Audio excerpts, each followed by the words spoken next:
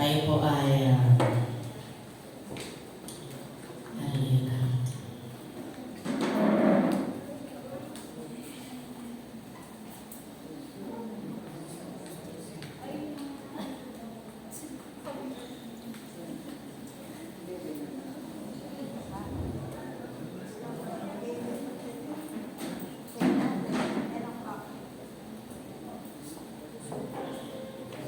Let us pray.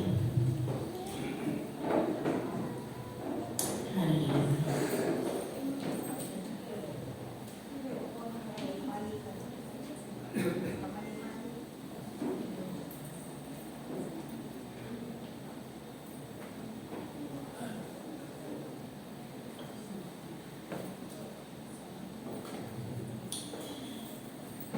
Father, we come to you this morning.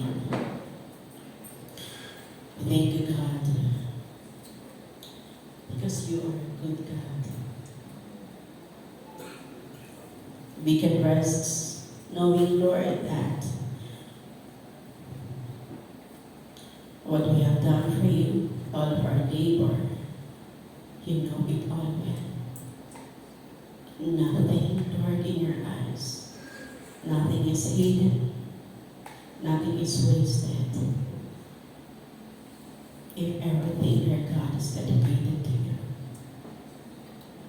We pray, Father, cultivate in our hearts the pure word that comes from you. Not from my heart, but from your heart, Lord. I pray, O God, gawin niyo po matabang lupa ang puso ng bawat isa, Panginoon.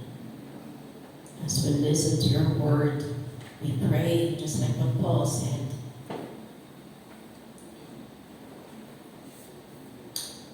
by beholding at your word, we allow your word, Lord God, to transform us from glory to glory. And so, Lord God, we rest in your presence, knowing, Lord God, that not by power, not by might, but by your Spirit, O God.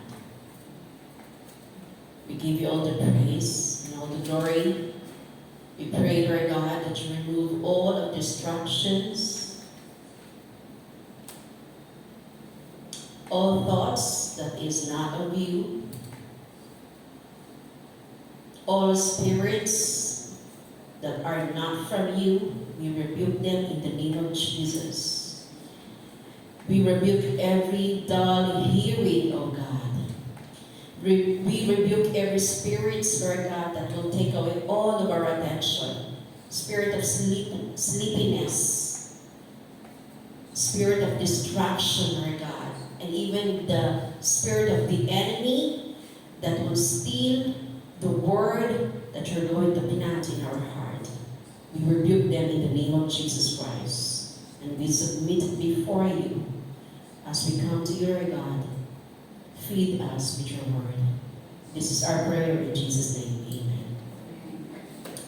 My topic for today is sowing with tears, reaping with joy. So, nakikita niyo po ba yung farmer? Ayan. So, konti lang yung nakikita. So, nakikita po ba natin yung farmer? Ano po ba ang trabaho ng farmer? Nagtatanim. Very good. Parapakan niyo po sarili niyo. May favor po ako sa lahat ng mga kabataan at may mga cellphone. Please do not turn on your phone. Remove your phone while we are in the service and focus po tayo sa Panginoon. Alam niyo po, nung nagkaroon po ng hindi pandemic, nung nalipat po kami sa may Apitong, nahilig po ako magtanim. So, bumili ako ng mga napakamahal ng mga halaman na pinagbibili ko. May nakita po, nung nauso po yung mga alocasia, bumili ako ng alocasia. Nung nauso yung mga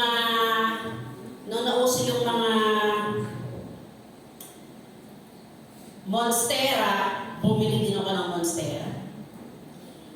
Nung nauso yung mga bougainvillea, nauso siya. Bumili ako 3,500 pesos sa bougainvillea. Nung binili ko siya, pagkaganda-ganda niya, punong-puno ng bulaklak. Nung nagtrabaho na po ako, hindi na siya namulaklak. Napabayaan ko siya. Naranasan ko rin pong magtanim ng mga gulay. So, first attempt, nagtanim ako ng talong. Pagkatanim ko ng seed, kinabukasan, tinignan ko, may tubo na ba? Masyado po kung lagi kong pong binabantayan every morning kung tutubo ba yung seed na itinanim ko. So, palpak, hindi tumubo yung talong. And then, until such time, tumubo na yung talong, nagtanim ako ng talong, nagtanim ako ng kamatis, cherry tomato, nagtanim ako ng sayote.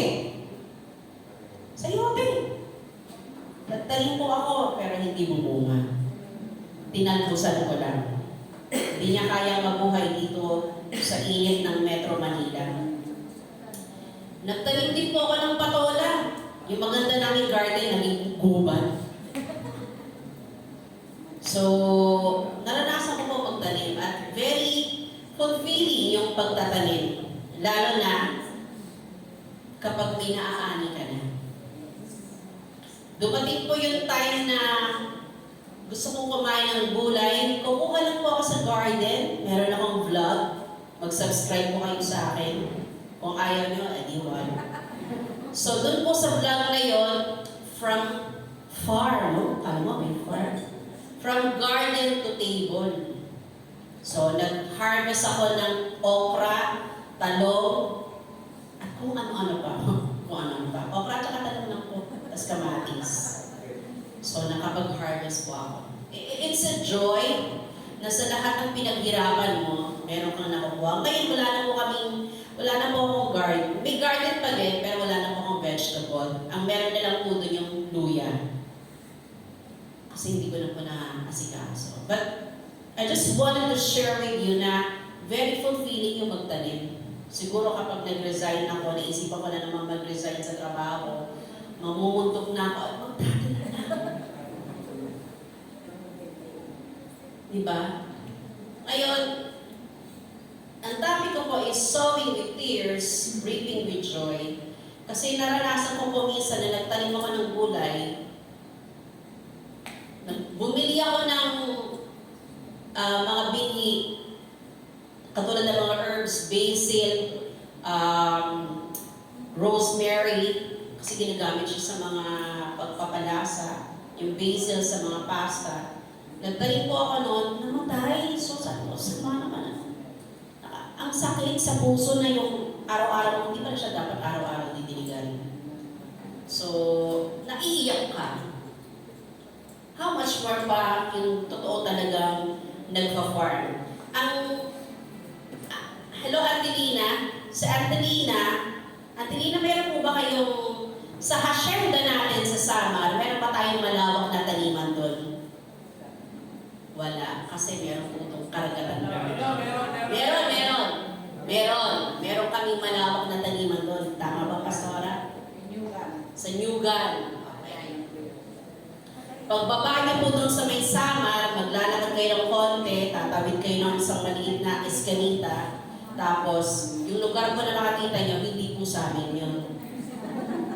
Sa Malunay po yung sa amin. Nakikiamin ako kasi syempre, kamag-anak namin yung may-ari, amin na din, di ba? Tama, Pastora? Okay, lolo daw yun. My theme is the farmer and the harvest. The Bible declares or describes the farmer na kung saan siya po ay naghasik. Sino po nakakalam ng story na ito? Taas ang kamay. Sige po, taas po ang kamay ninyo. Okay, sige po, pakibaba, Ate Jem. There are 4 important aspects in sowing. Meron pong 4 na aspeto ng pagtatanim. Number 1, nakalagay po dyan, sige po, Ate Faith, the seeds. Number 2, the environment. Number 3, the care. And number 4, the challenges. So, 4 po ito na aspeto para po maging matagumpay o para po maging failure yung iyong pagtatanim. Sige po, next. Lahat po ng mga part na to, all of these are part of the process that may bring positive result or negative outcome. So, ito pong mga aspeto na binanggit ko po kanina, pwede po ito magdulot ng positibo at negatibong outcome. So, nakadepende po ito kung anong klase ng seeds.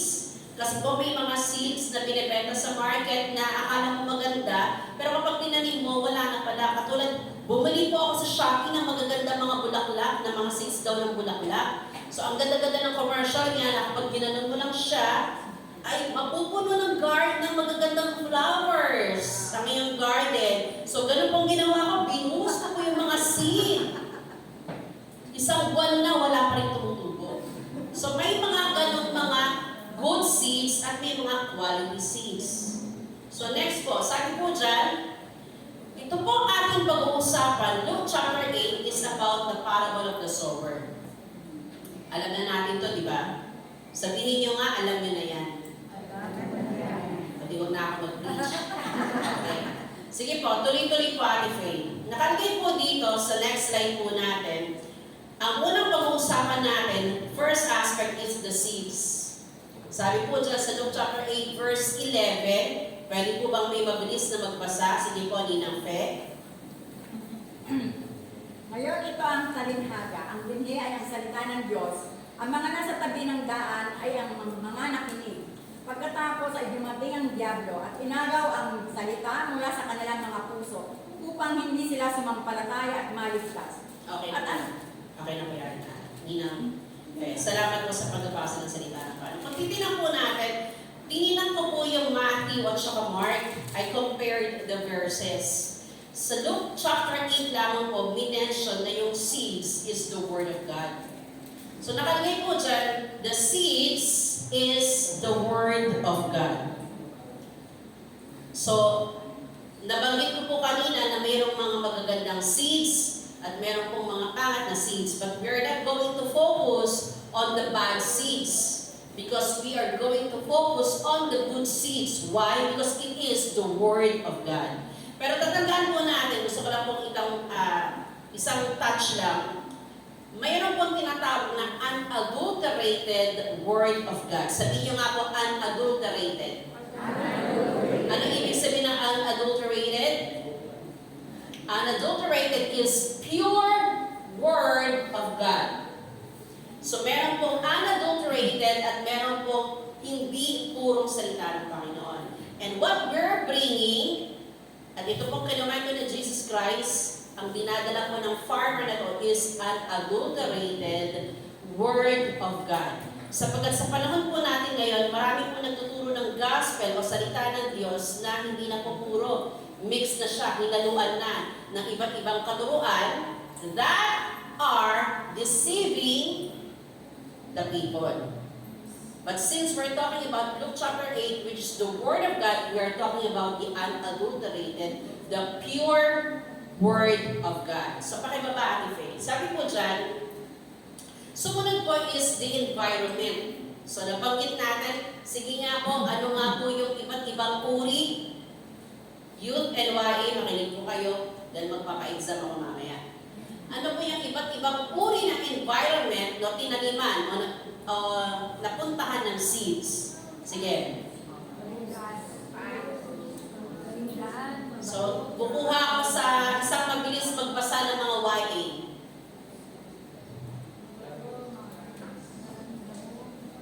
YA.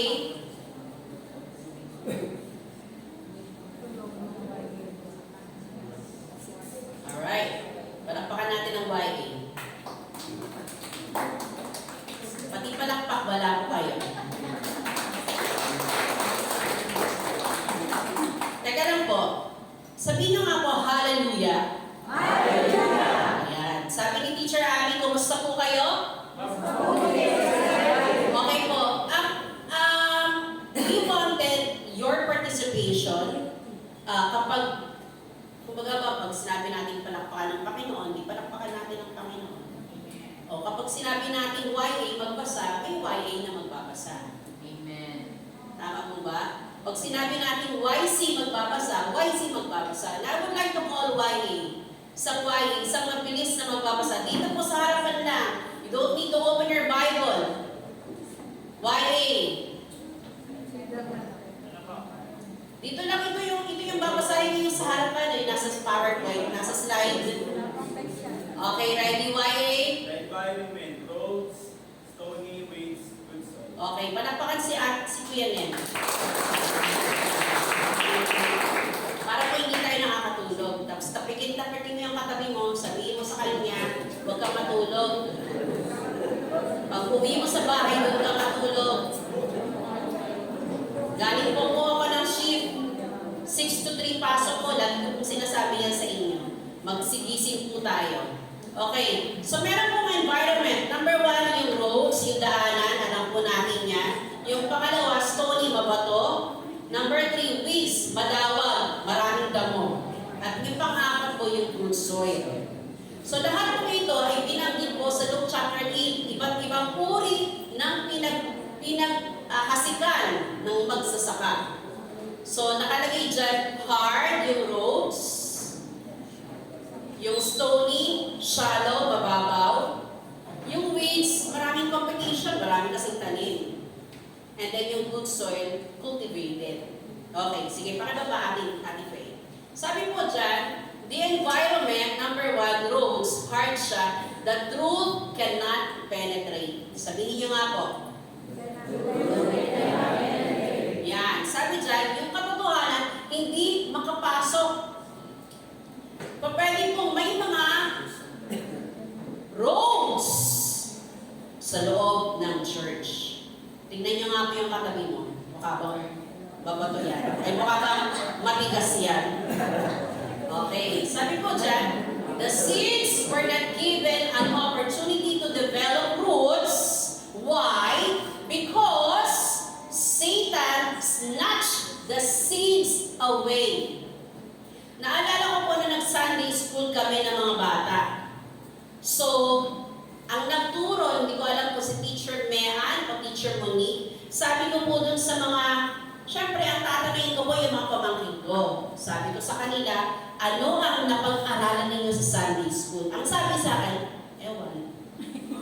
Kakatapos pa lang ng Sunday school, ewan ang sagot. Sabi ko sa kanila, next Sunday, ako ang nagturo. Sabi ko sa kanila, alam niyo ba, kapag ikaw, tayo, sabihin mo sa katabi mo, ikaw, at ako. If we just listen, but do not accept the Word of God, the enemy, Satan is going to steal that. Nanakawin ni Satanas ang salita ng Diyos na tinatanim niya sa puso mo. Kaya hindi ito nagbubunga, hindi ito magpo-produce ng panibagong buhay sapagkat ninakaw. And we don't want the enemy to steal what the Lord is planting in your hearts. Wala po ditong roads. Wala po. Hallelujah. Wala po, di ba? Hindi po tayo convinced. Tatanungin kita, road ka ba? Tingnan nyo, sumasagot lang kayo sa akin yun.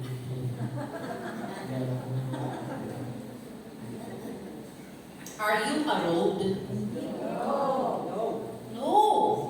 Next. Sumunod Ate Faye. Ano po yung signs ng road? Number 1, YC, pakibasa. No encounter with God. Hindi niya nakilala ang Panginoon, nag-church lang siya. No transformation, walang pagbabago, and therefore, no growth. Walang paglago. Kapag ikaw at ako, matagal na po tayo Christian, and yet, we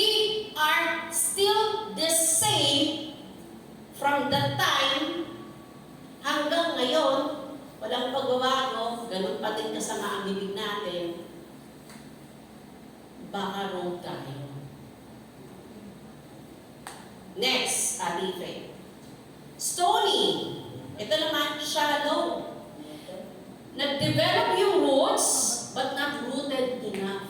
Naalala ko po, Ninang Faye, di ba? Ninang Faye, kasama kita doon. Sino pa kasama? Sister Amy, si Monique, si Jem, at saka Sister Heidi. Umattend kami ng rooted ng World Beach. Doon po sa topic ng rooted, anong magandang tagline nila sinabi doon? Sino pa nakakaalala? Growing deeper, going ay, naku, parang nanako ata ko ano. Okay na po ba?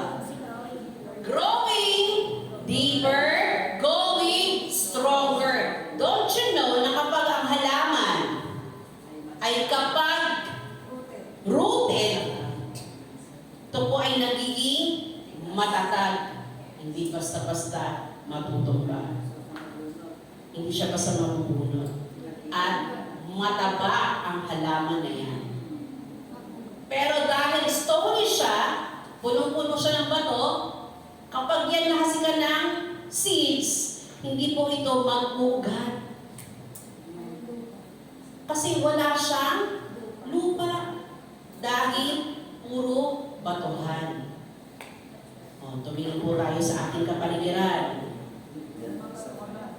Tanungin mo yung katabi mo. Mabato ka ba?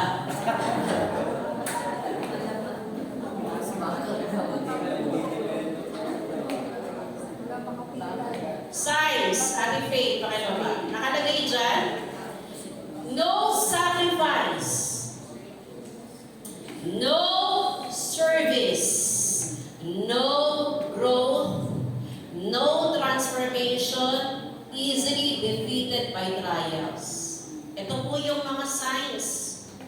Konting bagay lang, ang bilis mag-give up, hindi kaya mag-sacrifice ng panahon, ng oras, ng pera niya, ng buhay niya para sa Panginoon. Kaya pag sinabi natin, outing tayo, number 1 siya sa listahan. Pag sinabi natin, prayer meeting tayo, number wala. Ito po yung nakikita natin. The church, ilang taon na po ang church? 40. So as the church grows in number, in age, we should also grow in our service and in our commitment. So kailangan po nag-grow tayo. Kaya ang tanong po, ako ba ay stony? Baka hindi ako nag-uugat. Maugat lang ang aking legs. Pero hindi ako nag-uugat sa Panginoon. Diba? Kinakailangan po nag-uugat tayo. Ito nga po ito po ang challenge ko sa mga YC.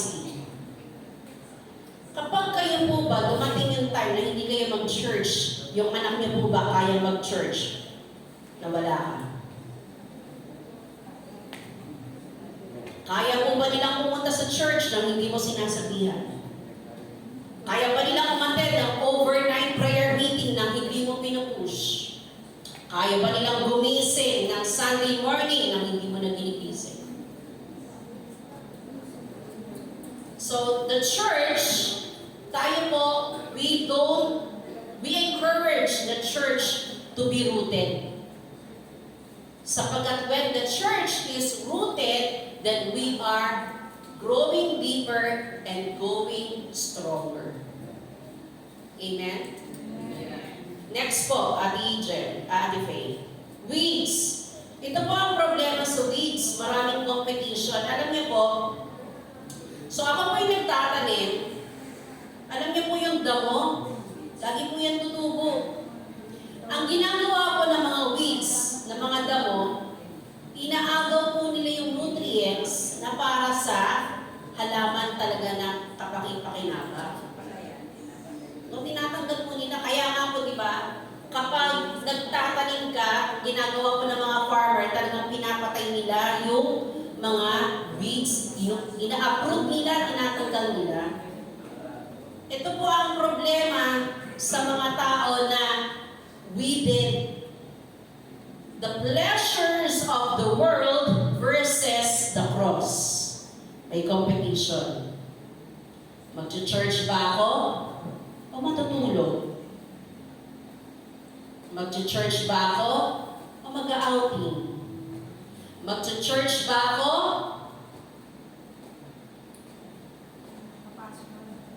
o papasok sa work? Pero kasi papasok sa work talagang itong problema sa ating modern days ngayon eh. Pati yung Sunday inaagaw. Kaya talagang nakakalungkot. Pati Sunday may pasok.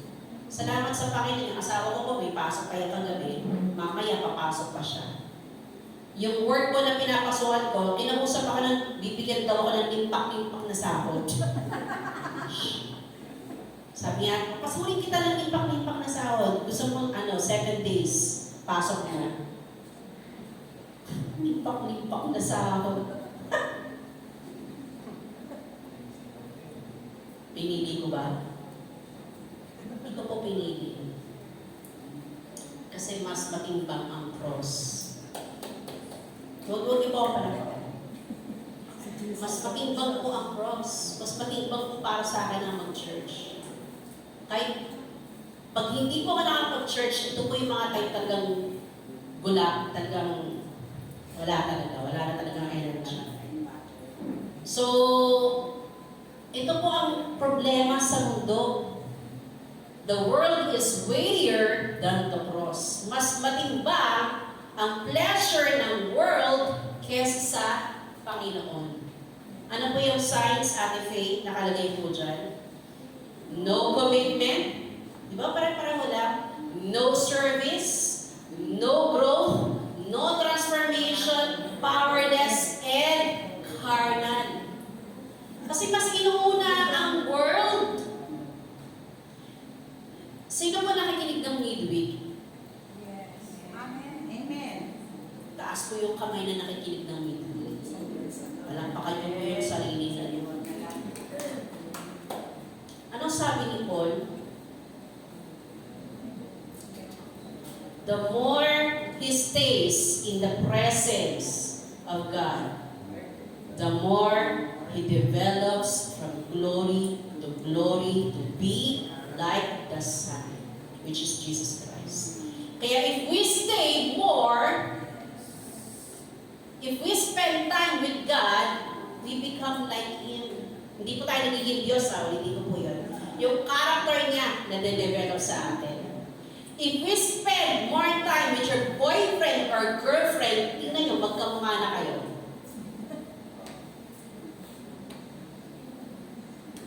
Tingnan mo katabi mo.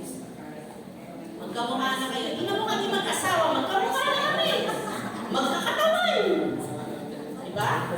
So, the more we spend time dun sa tao ngayon, nagiging kamukha na natin, nagiging ka-ugali na natin. Imagine, if we spend time with God, yung character natin na de-develop sa Kanya. Kaya kapag ang tao, spend more time siya sa world, sa pleasures, you do what the world does. Ginagawa natin kung anong ginagawa ng mundo. Kaya kapag tayo po, kapag ikaw Christian, kapag dinampot ka ba ng Panginoon, halimbawa, dinampot ng Panginoon si Rua, inilagay si Rua sa gitna ng mundo, makikita ba yung kaibahan ni Rua?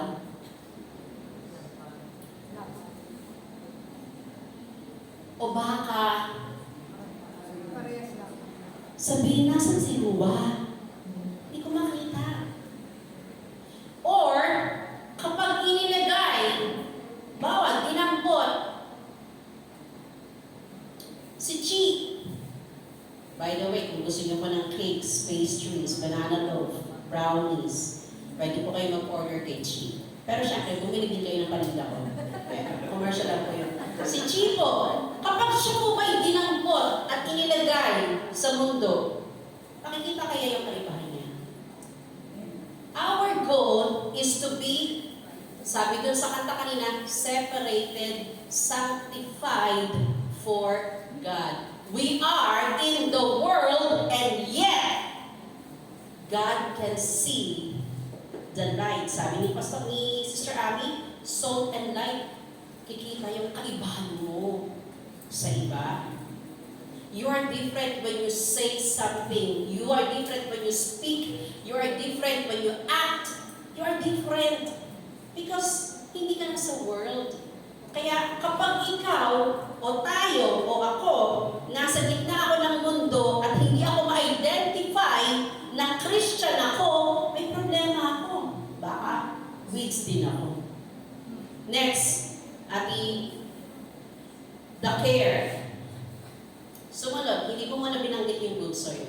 The care. Sabi dyan, Matthew chapter 13 verse 3. Pwede po bang pakibasa ng Matthew 13 verse 3? Hintayin ko po magbasa mula po sa YC. YC, mabilis magbasa, open your Bible, Matthew 13 verse 3. Ayan. Nagpo ko sa yung mga YC. Bilis sila, oh. Bilis. Okay. Sige. Matthew 13 verse 3. Sige po, basa po.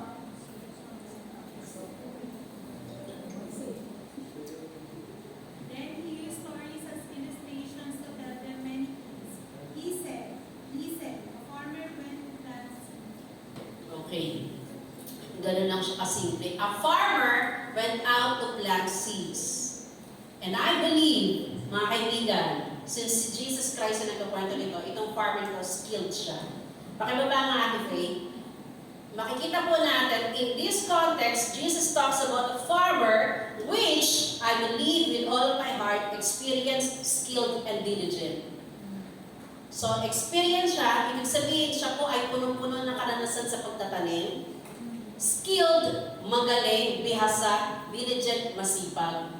So, nung minention ni Jesus Christ itong farmer, pinakita niya na itong farmer to, meron siyang daladalang seeds, mga binhi. Sige po, next. At pagkatapos po dyan, meron siyang goal. Meron itong, dapat po tayo mga, ikaw, sabihin mo sa katabi mo, ikaw. Farmer ka. Tayo po ay farmer. Tayo po ay nag-aasik ng salita ng Diyos. Taas ang kamay na naghasik na ng salita ng Diyos. Amen. So, nag-aasik ng salita ng Diyos. Itong farmer na to, meron siyang goal, meron siyang vision, at meron siyang hope. Bakit? Ano yung goal niya? Ano yung goal niya? Okay, sabi ni Pastor Aileen, mabuhay, lumago, at magbunga. So, ang ganda na sinabi ni Pastor Aileen, yun ang goal niya. Pero, tingnan po natin. Sige po, Ate Faith, pakibaba. The farmer went out to sow. He scatters the seed. Ang initial goal ng farmer na ito is to scatter the seeds. Yun ang kanyang initial goal. Is to sow the seeds. In literal sense, ang farmer, hindi siya maghahasik sa batuhan. Literal sense po ito ha. Hindi siya magtatanim sa batuhan, hindi siya magtatanim sa matitigas na lupa, hindi siya magtatanim, hindi siya magtatanim sa dawagan, hindi siya magtatanim siya saan? Sa magandang lupa. Kaya nga po, ang ginagawa po ng mga magsasaka sa hasyenda namin ay nagkukultivate muna ang ginagawa doon. Inaararo muna yung lupa para malambot siya, mabuhaghag, para kapag dinaniman mo siya ng seeds, tutubo kasi maluwag yung lupa, yung kanyang roots talagang mag-uugat. Yun po yung literal sense eh. Pero itong farmer na to, nakita natin saan siya nagkalat ng seeds? Sa lahat. Ibig sabihin, tayo pong mga Christian, we are farmers. Taasan kami ulit ng farmers. We are farmers. We scatter the seed and we don't select. Hindi tayo namimili kung sino yung pagtataniman natin ng salita ng Diyos. Kasi minsan namimili yung gusto natin, mataas magbigay, kailangan magbigay, kailangan maghasik tayo sa mga mayayaman. Gusto natin ganito. Huwag natin puntahan yung mga squatters area na yan. Huwag ganito, huwag ganyan. But don't you know that this farmer, hindi siya selective. Inasik niya yung word of God kahit sino. Diba sabi sa John 3:16, sige nga po, in 1, 2, 3, go.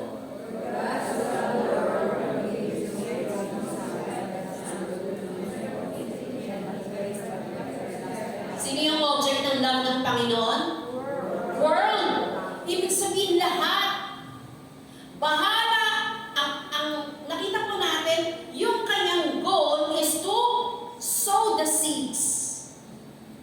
At yung kanyang vision, magbubunga itong seeds na kanyang inihasik. At yung kanyang hope, ang Diyos ang bahala sa kanyang paghahasik. Ang trabaho po natin mga farmers, tapikin mo yung katabi mo. Ang trabaho po natin ay maghasik. Magtanim ng salita ng Panginoon. Mag-scatter ng Word of God. Sino man yan. Ako po'y natutuwa sa mga partners ko po sa Hope Point. So, napakasipag po nila. Sila, Sister Amy, sila Ninang Faye, sila Ninang Nancy. Sobrang laki ng pagmamahal nila sa mga beautiful women of grace na yan. Ayan, Sister Eileen, Sister Feli, Sister Marian,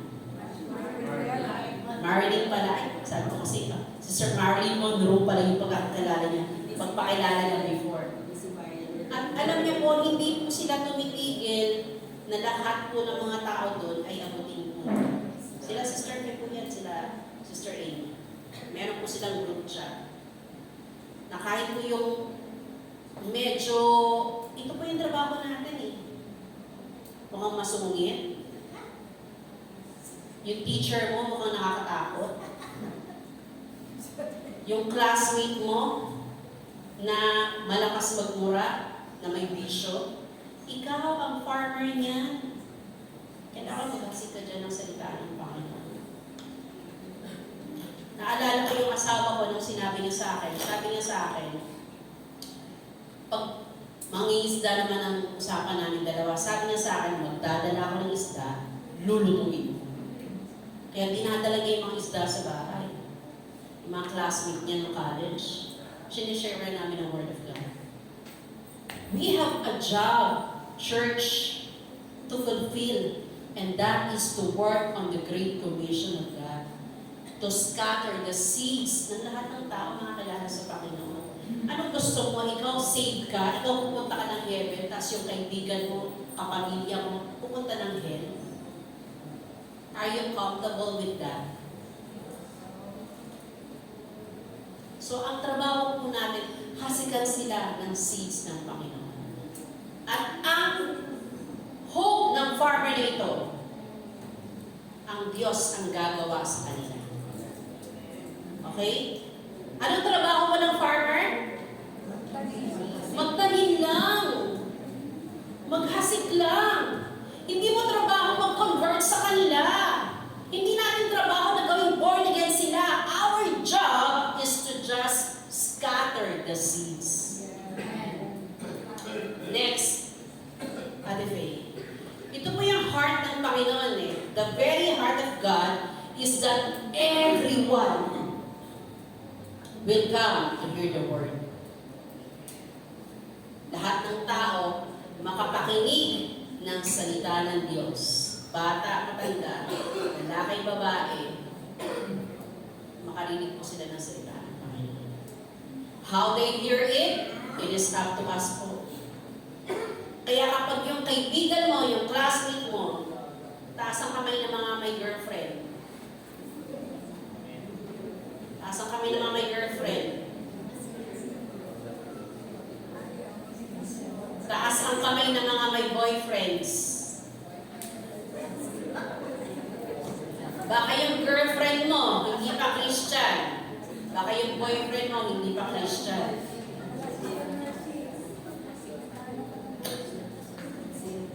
bring them to Christ. Amen? Next po, Ate Faye. Sabi dito, sabi dyan the fact that He scatters the word in every direction is an act of faith. Tayo po ba nag-aksik po tayo? Itong farmer na to, kinalat niya yung seeds sa lahat ng direksyon. Ito po yung act of faith. That farmer believes that God will bring the increase, not you, farmer. God will bring the increase. Hindi po tayo. Ang Diyos ang bahala doon. Ang trabaho natin, alam po ang trabaho ng farmer? Sabihin po ninyo, scatter the seeds. Yun po yung trabaho natin. At ang trabaho ng Diyos, siya ang magbibring na increase. Hindi natin problema yun ang problema. Kasi minsan ang trabaho natin yung mag-sow ng seeds eh. Kaya nga po ini-encourage natin kayo, di ba, Pastor Riley? Sino po naka-attend ng evangelism seminar ni Pastor Riley? Youth YA Teams. O di ba, ayan na naman. Pinahintulutan niyo na naman, naawin yan. Nanakaw na naman. Di ba? So wag po natin yung mga tinatanim sa inyo, i-scatter natin. Sige po, Ate Faye. Next. Sabi dyan, basahin natin. 1, 2, 3, go.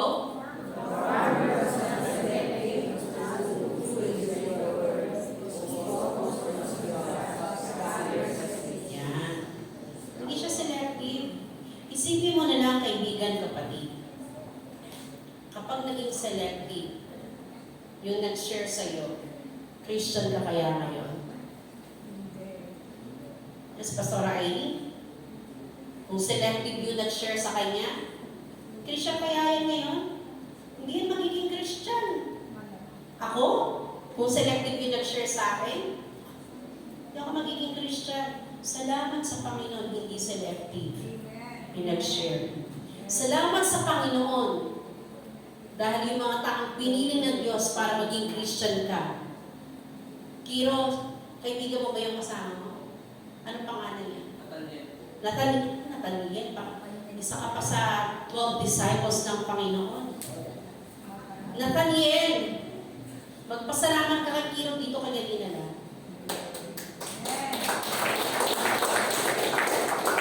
Ngayon, dapat lagi mong i-remind si Kiro, example kita ha.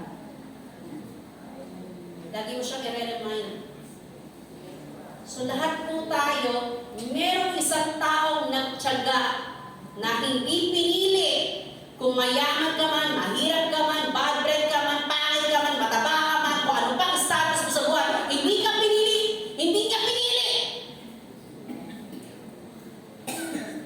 Dahil minahal ka niya, hinasigan ka niya ng salita ng Panginoon para maging Christian ka. Amen.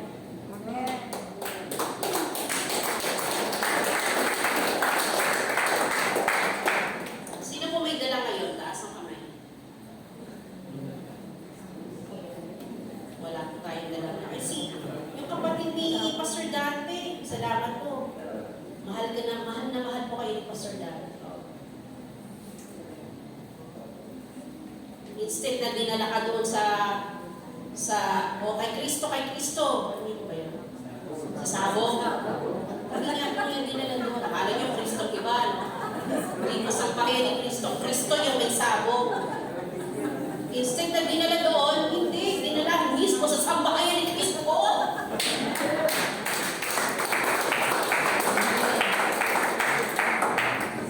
Alam niyo po, church, kapag niyaya kayo mag-church kayo. Pag dumating yung time, yung nagyayaya sa inyo, mapagod na sa inyo. Bahala ka na sa buhay. Diba? Salamat sa Panginoon, merong matyagang nagyayaya sa inyo. Sige po, Ate Faye. The challenges. Eto na. Ito na po yung challenges ng farmer. Meron po siyang tinatawag na oppositions, external. Huwag po kayo maingay. Sabihin mo sa katabi mo, quiet.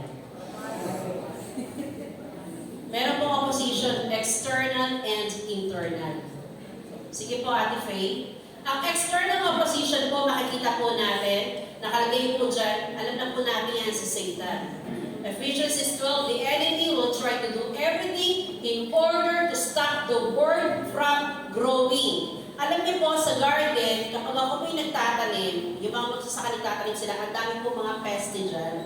Andyan yung mga daga, andyan yung mga suso, andyan sa garden, may mga tinatawag nilang aphids, mga ganyan. Ang dami po, kapag hindi po sila pinatay, sila mismo ang papatay doon sa halaman. Kaya po tayo po, marami pong mga oppositions. Number one si Satan, and Satan will try to do everything so that the word will not be rooted. Gagawin po ni Satan lahat para hindi po mag-ugat yung salita ng Diyos sa puso mo, sa puso natin. And we do not allow that to happen. Kinakailangan pagsikapan po natin. Ano trabaho ni Satan in John chapter 10? He comes to steal, kill, and destroy. That's why hindi siya titigil para huwag ka na pumunta ng church, huwag ka na mag-Bible study, huwag ka na mag-pray.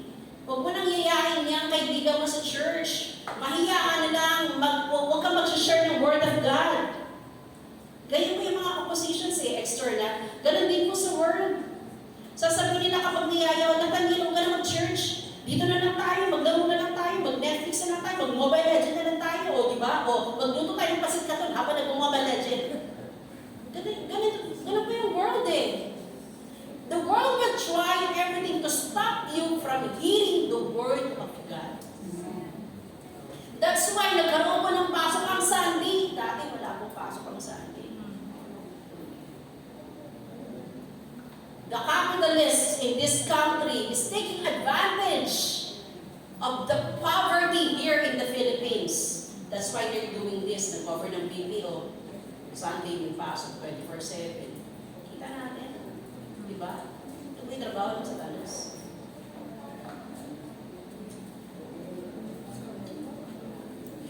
Kaya po, do not allow the enemy to stop you. Bakit po ako lagi nakaupo sa likod? Kasi minsan nalulungkot ako. Nasasad ako dahil habang may nag-preach, instead na nakafocus sa nag-preach, nag-scroll ng cellphone. Naka-open sa reels. Church, don't allow the enemy to distract you from your destiny and your calling. God has a greater plan for you. Young people, kaya ka puyat at pagod kasi madaling araw, nagbabagad ka pa sa gadget mo. Kaya pag dumating ka ng Sunday, antok-antok ka dyan. Kaya pinapaypayan ka ni Satanas. At sinasabi ni Satanas, matulog ka na, maantok ka na. That's what the enemy is doing, right? Pero ginagawa ng diablo ngayon. Kaya kapag ikaw, young people, YC, youth seeders, kapag hindi natin, alam niyo po kanina, wala na yung pag-isip ko po kanina, nag-alarm alas 4, umiga ako. Nag-alarm ako 7. Nag-alarm na yung phone ko, sabi ko, parang hindi pa ako nakakatulog. Sabi ko, hindi kaya ako mag-church. Kahit preacher pa lang. I have to push myself. Because the battle is real. The enemy is fighting and trying to grab your soul so that you will be dysfunctional pagdating mo sa paglilingkod sa Panginoon. Gagawin talaga lahat ng Satanas. Kaya po maging matalino tayo. Yan ang mga spiritual pests. Isilitan. So, lagi mong kalabitin yung katabi mo. Focus ka sa Panginoon. Next, another opposition, Ate Faye. The world. Ayun ang sinasabi natin, di ba? Sabi dyan sa 1 John 2:15 to 17, ang world po, it appeals to our eyes, our flesh, and the pride of life. Kaya minsan, mas masarap hindi mag-church, mas masarap na lang mag-enjoy sa world. Oh, nakita ko yung relo, kailangan matapos na ako matapos. So, ito yung focus natin. Di ba? Mag-enjoy ka sa world. Huwag ka mag-church.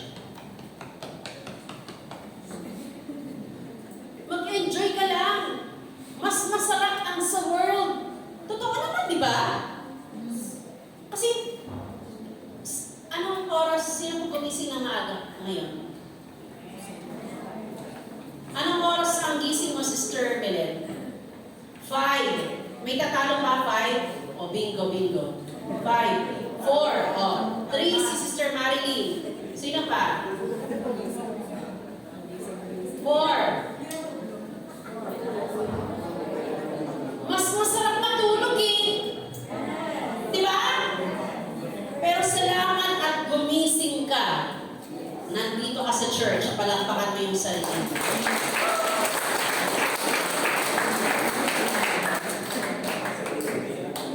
Mas masarap na lang manood ng Netflix.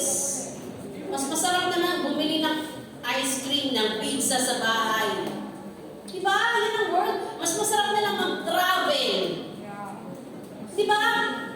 Pero titingnan natin, hindi tayo tinawag ng Panginoon sa ganyan eh. Bonus lang yan, pero hindi ka tinawag ng Panginoon. Hindi tayo tinawag ng Lord sa ganyang buhay. Bahagi po yan ng buhay natin, but we are not created for that purpose. Tatanda mo kapatid, God created you for a higher purpose. And that is to fulfill the kingdom of God. Through you. Sabi mo sa katabi mo, through you.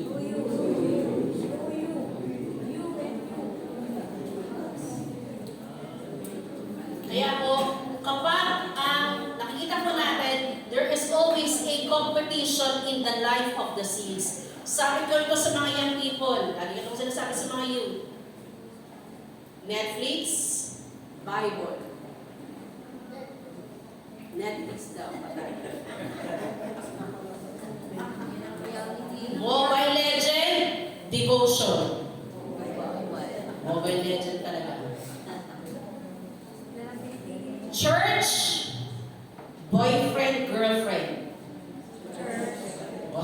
Kasi nandun sa church si boyfriend at si girlfriend. Diba? Minsan, we tend to choose those things. Ano itong mga yun na to, tuwa-tuwa. Tuwang-tuwa. Si Jervis, hindi siya tuwang-tuwa, sabi na niya. Ito lang sabi ni Jervis eh. Ang church kasi pinili ni Jervis. Salamat, Jervis. So, lagi may competition. I pray. Kasi ang lagi natin sinasabi, we love Jesus. Taasa kami nagmamahal kay Jesus. Pero pagdating sa pagpipili, lagi siyang muli. Diba? I love you, Jesus! Awitin natin na I love you, Lord! I love you, Lord! Pero pagdating doon sa ano, ay nakalimutan na si Jesus. Diba? Okay, next. Happy Faith. Ito na mo yung another struggle ng farmer. Kanina, external sa Satan at saka sa world. Ngayon, meron siyang struggle. Number 1, yung waiting. Sabi ko sa inyo, kapag nung naghasik ako ng mga pang-seeds sa garden ko kinabukasan, tingin ako kung meron ng bulaklak, may halaman na. May dahon na. Wala pa din. The waiting is one of the hardest thing to do. Sumunod, the pressure. Sumunod, the disappointments. And last is the hardship. Ang dami pong problema ng farmer. Minsan, turo ka ng turo. Lord, ano walang nangyayari? Naturo mo na yung 7 stages. Naturo mo na yung divine design. Naturo mo na ang module 1, 2, and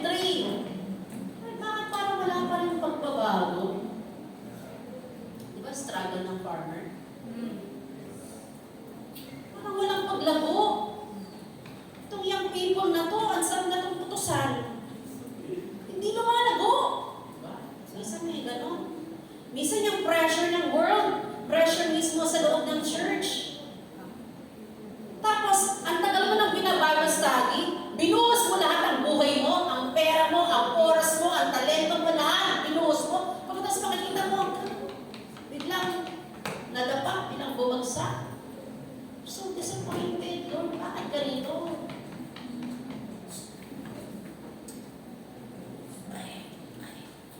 It's to the point na, sabi ko sa Panginoon, Lord, pag nag-reach ako, ayoko mag-rant. Alala ko kasi may nagra-rant daw po dyan sa LTE. Ayoko po mag-rant. But I would like to open my heart to you. Hindi mo madali maging magsasaka. Nakakapagod. Minsan gusto mo na mag-give up. Minsan, sarili mong oras, sarili mong panahon. Ito yung challenges ng pagiging isang farmer na nag-aasaw ng salita ng Panginoon. And then you come to remembrance. Ang word ng Panginoon sa iyo, not your job, it is my job. Your job, scatter seeds. Pero kasi Lord, we wanted kasi as a farmer, you wanted to see that there is growth in teens, in the youth, young adult. We wanted to see the growth. Kasi nag-i-invest ka sa kanila eh. Sabi ko po sa inyo eh, umabot siguro ng more than 50,000. More than po, 50,000 na gastos ko sa paghahalaman. Tapos yung mga halaman ko, mga patay na yung iba. Ang sakit na sa puso. But you, as a farmer in the Lord, you invest your time, your energy, even your money. Because you pour your heart. You pour your heart sa mga taong dinadala mo sa Panginoon. Binubuhos mo yung puso mo dahil mahal mo ang Diyos, mahal mo silang hinahasikan. At ang nakakalungkot po dito, sige po pakibabaan. Yan dyan, palagay dyan. Sige po, Ate Faye, sumunod pa. Ang pinaka-painful part of the life of the sowing believer is what happened in Isaiah 5:1-2. Ano pong sabi dyan sa Isaiah 5:1-2? Yung the song of the vineyard. Ang Diyos po ang nagsalita niya. Gumawa siya, nagtanim siya ng ubas, nilagyan niya ng bakod, nilagyan niya ng lahat ng pagmamahal. Pero anong sabi? Nagbigay po ng bad fruit. Ang sakit po nun. Na kapag nagtanim ka, hindi nagbunga, hindi nabuhay, nawala sa Panginoon, kung ano-ano nangyari sa Kanya, ang sakit po nun sa puso. Sige po, Ate Faye. He gave everything to eat, but it gave only bad fruits. Ito po yung katotohanan ng farmer. Disappointments are real. Sometimes, magtatanong ka na lang sa Panginoon. You will ask God. You will question God. Ate Faye, ano po nakalagay dyan ng mga tanong? Lord, are they worth it?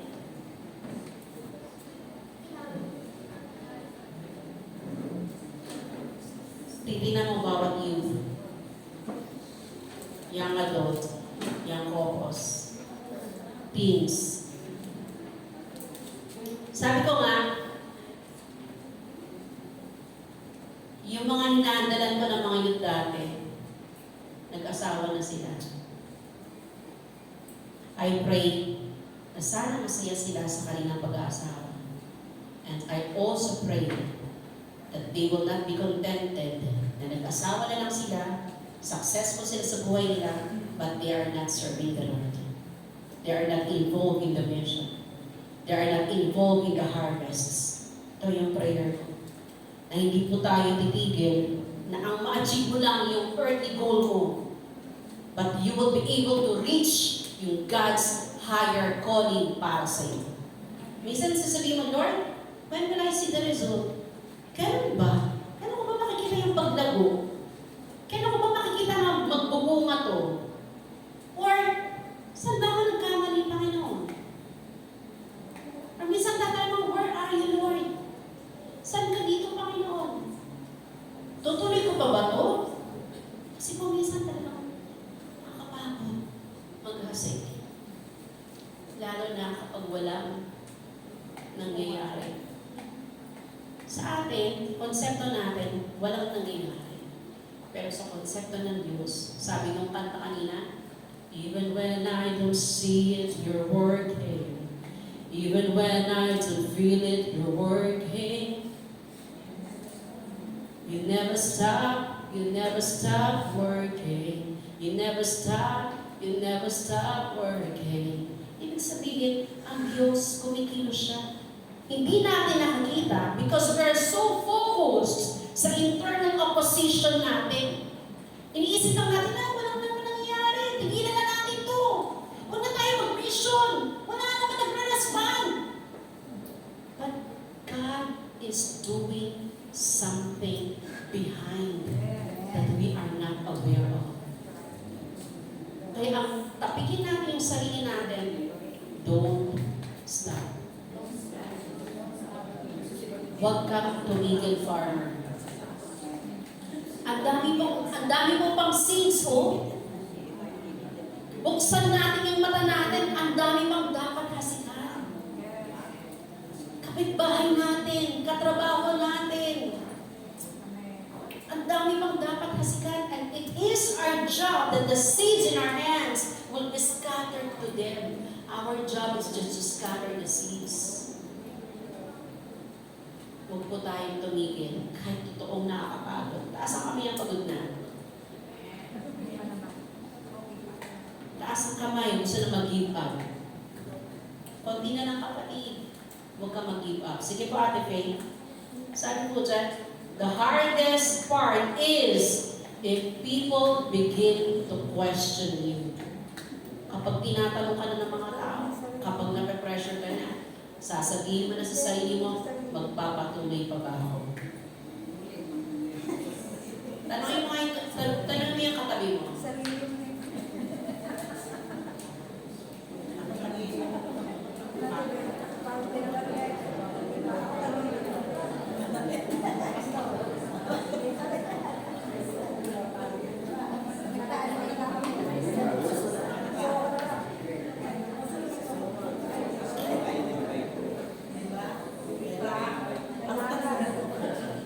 Sabihin mo sa katabi mo ngayon,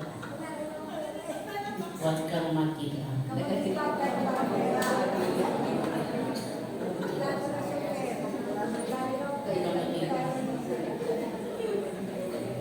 Tuloy ka lang maghasik. Sige po, Ate Faye. When we plant seeds, our main job is to what? Obey. Just scatter the seeds, God will take care of the results. Yan yung palakpakan ko ngayon. Ang trabaho natin ay sumunod, scatter lang natin yung seeds ng salita ng Panginoon, hayaan po natin na ang Diyos ang magdala ng resulta. Siya po ang magdadala ng bunga. Kapag yung kapitbahay mo na lagi mong sinashare ng Word of God, nakapagdadaan ka, hello! Gaganon ka pala kasi sinasaluhan ka na ng pintuan. Tuloy ka lang. Every day, bigyan mo ng ulam, ng adobo, tinola. Huwag kang mababot kasi dinadala mo siya sa Panginoon. Sige po, Ate Faye. Sabi po sa Isaiah 55:11, basahin po natin in 1, 2, 3, go. So my word which goes out of my mouth, it will not return to me empty,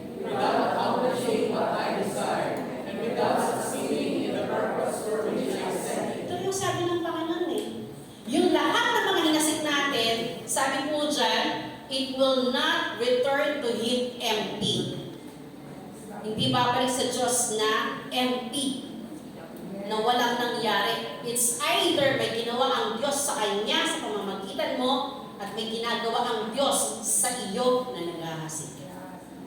So hindi po empty ang word ng Panginoon. Sabi po dito, without accomplishing what I desire, and without, sabi niyo po yung succeeding, without succeeding in the purpose for which I sent it. Ito po yung kapangyarihan ng salita ng Panginoon. When we scatter the word of God, the Lord will make it a point that it will accomplish the word that God has purposed it to happen. Kaya huwag mo tayo mapagod. Bring in the seeds and scatter the seeds. Scatter lang po ng seeds. Sige po, Ate Faye. Sabi po dyan, in Psalms 126, 5-6, basahin po ulit natin. 1, 2, 3, go. Those who sow in tears will reap with songs of joy. Those who go out in their seeds will return with songs of joy, carrying Jesus with them. Grabe diba? Tingnan niyo po those who sow in tears will reap with songs of joy. 2 times binanggit. They will reap with songs of joy. And yung pangalawa, will return with songs of joy. Bakit? They will carry sheaves with them. Alam niyo po ba ibig sabihin ng sheaves? It is a plural form of sheaf, na yung isang bukos ng trigo, yung bukos ng palay, naani na nila, kaya po sila masaya. Kaya po mga kaibigan, kapag naghahasik tayo, may siguradong ani.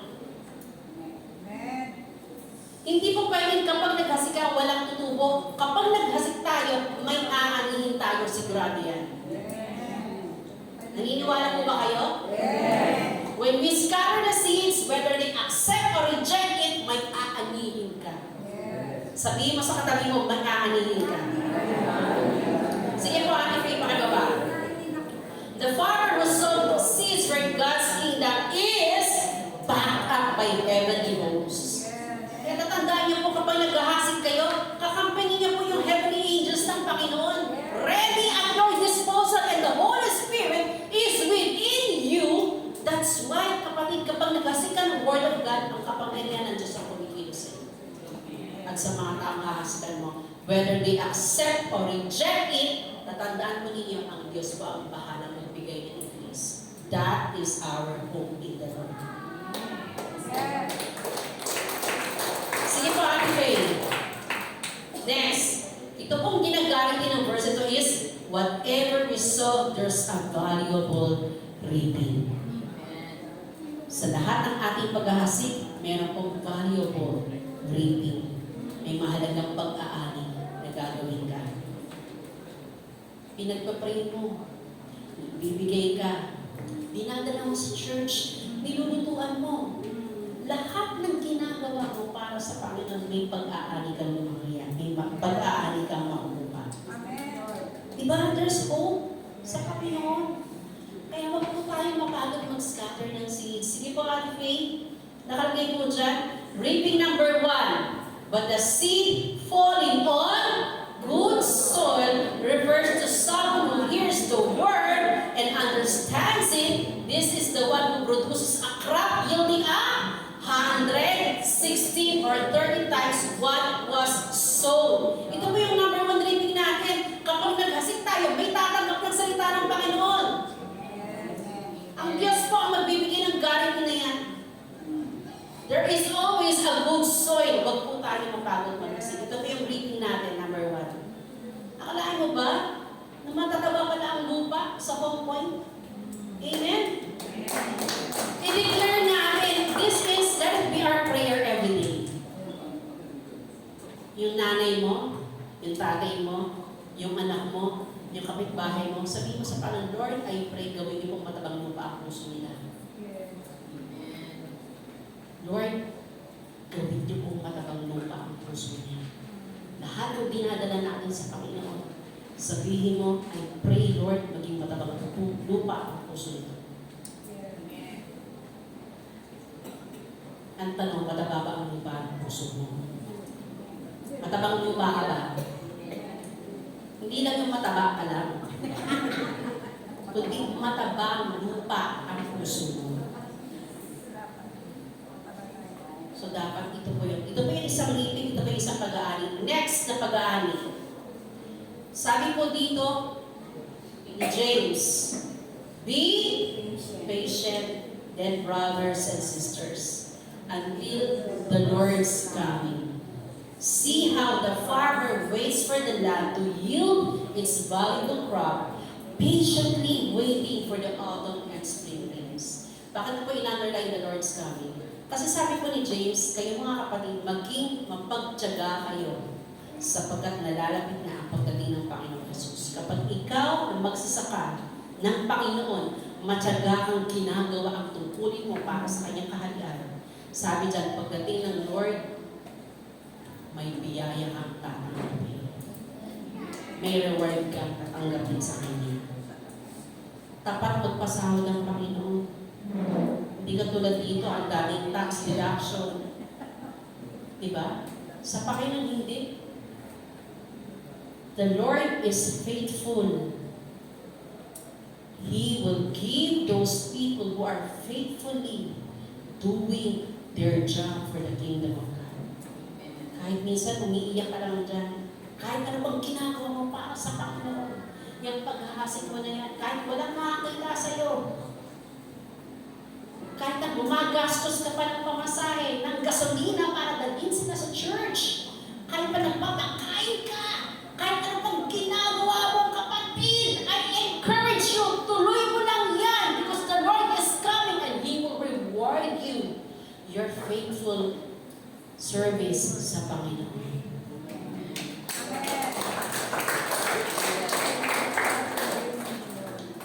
Nakatakan ng Panginoon. Sige po, Ate Faye. Sabi dyan, reward for the faithful, reaping tears of joy. Yung coming of the Lord, ito po yung pinapakita niya. May reward sa mga tapat na naghahasik ng salita ng Panginoon. Purihin po ang Panginoon. Last, Ate Faye, sa conclusion. Sabi po dito ni Jesus, well done, good and faithful servant. You have been faithful over a little, I will set you over much. Enter into the joy of your master. Our main goal, church, is that we hear the welcome of God. Nasasabi niya sa atin, well done, faithful marinee. Welcome into my rest, sabi ng Panginoon. Well done and faithful dog. Welcome into my rest. Ito po yung gusto namin marinig sa Panginoon. Na sa lahat ng paghihirap mo, you will reap songs of joy sapagkat ang Panginoon hindi siya bulag sa lahat ng labor mo sa Kanya.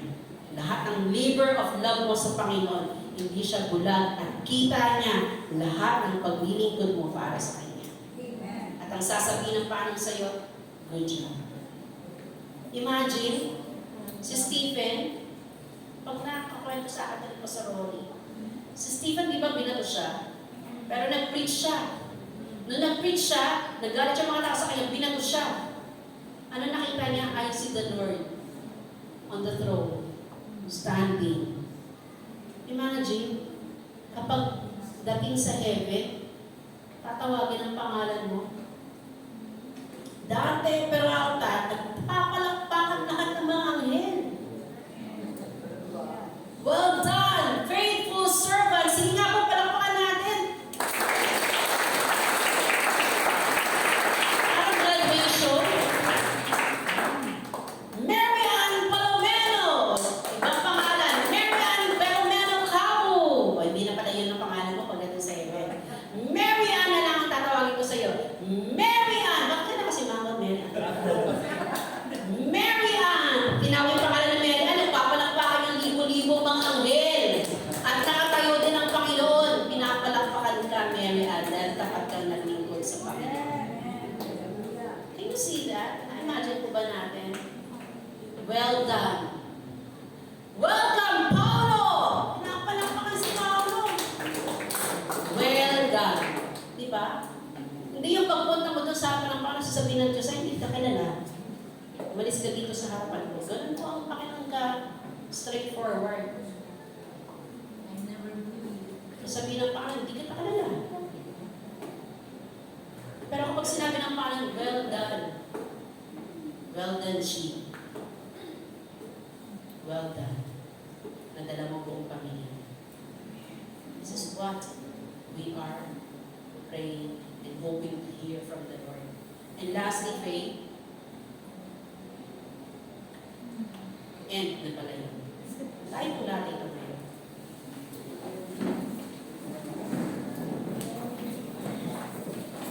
Nakalimutan kong ilagay doon, do not weary in doing good, for in due season you will reap a harvest. Nakalimutan kong ilagay doon sa Galatians.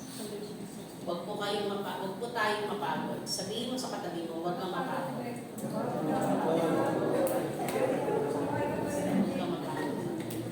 Sabihin mo, huwag kang antokin. Kasi antok na antok ka.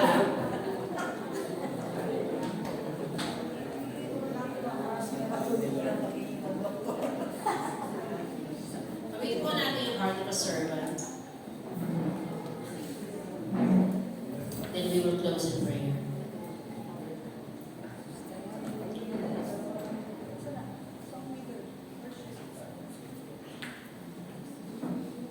Pali-pali, mga musicians.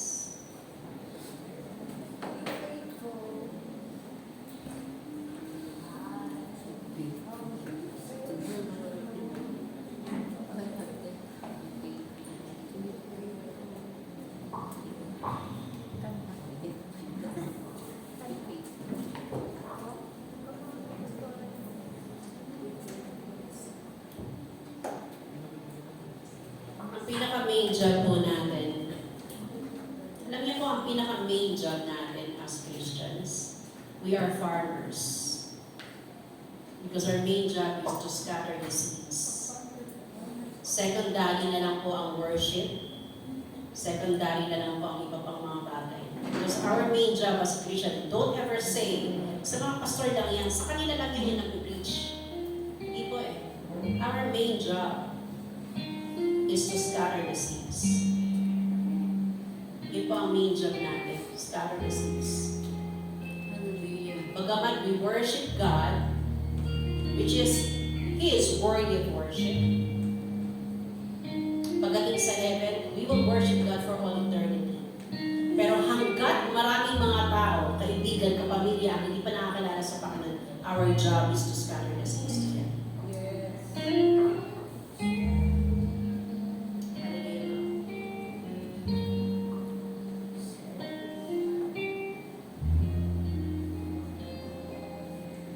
As we sing this, let's praise Him. Standing in awe of your grace, setting my feet in your way.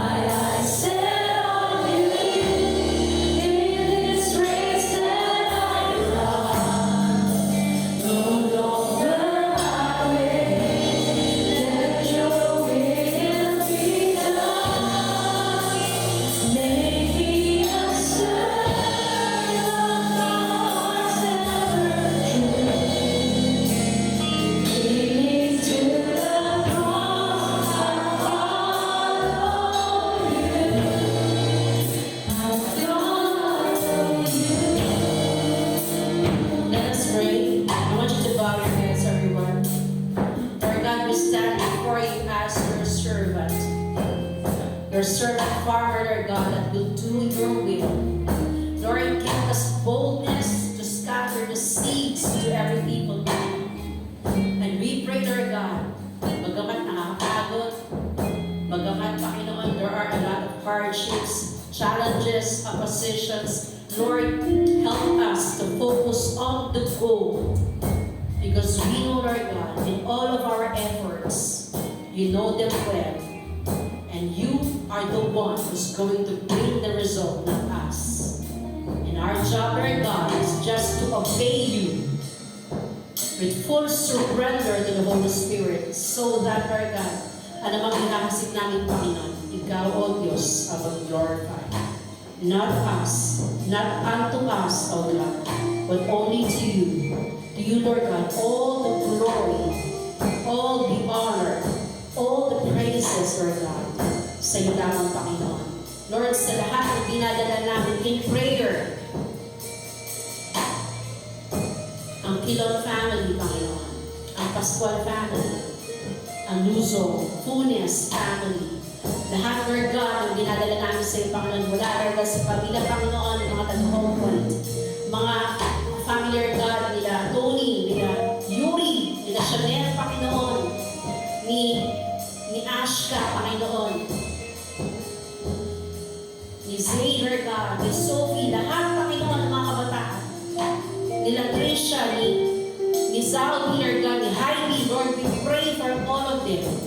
Lahat, Panginoon, na nandito, O Diyos, dalahin po namin, Lord God, that they will receive the word and that their hearts will become a fertile ground where you can plant your seeds and that it will bring or produce glory for your holy name, O God.